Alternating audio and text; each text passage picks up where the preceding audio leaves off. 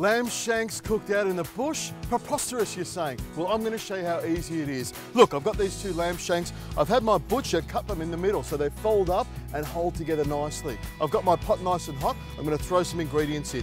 I've got some garlic. We all love garlic. Gives you a peaceful night's sleep. I've got some onions that are finely chopped as well. There we go. About a whole onion in there and about 3 or 4 cloves of garlic. Bacon. You've got to have bacon in everything. I've got about a good handful, maybe a cup of bacon in there. Hear that sizzle? That's what you want to hear. That's how you know you're cooking with flames. Stir that around because you want it all to cook nice and evenly. Look at that. Now this takes a couple of minutes to cook, so what I'm going to do is throw in some mushrooms. I love mushrooms and everything. If you don't like mushrooms, don't put them in. Be careful foraging around the bush for mushrooms. You never know what sort of mushrooms you might get. Now I've got some red peppers here. I love red peppers. They go really well with everything for me. Just throw them in there like that. And for herbs, I've got some thyme. You can pull them apart and chop them, but I like to throw the sprigs in there. They're in the bush, it's a little bit rustic. I've also got some basil here, and what I do is just tear off the leaves and throw them in. This is a really rustic, rugged dish.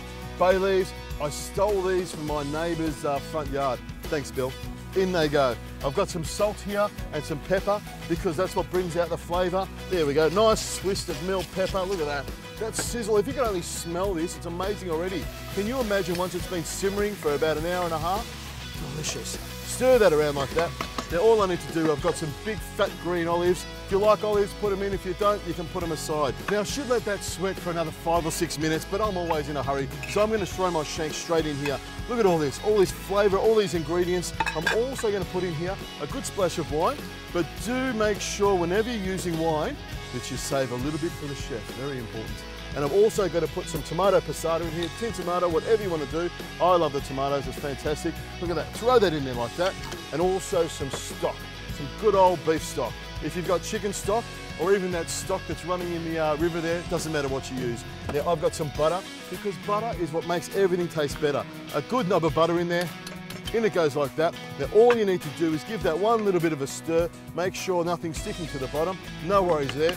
Pop the lid on a low heat. I'll close the door on this for about an hour and a half until the meat's nice and tender. I'll know because I'll put my fork into it and it'll want to fall apart and off the bone.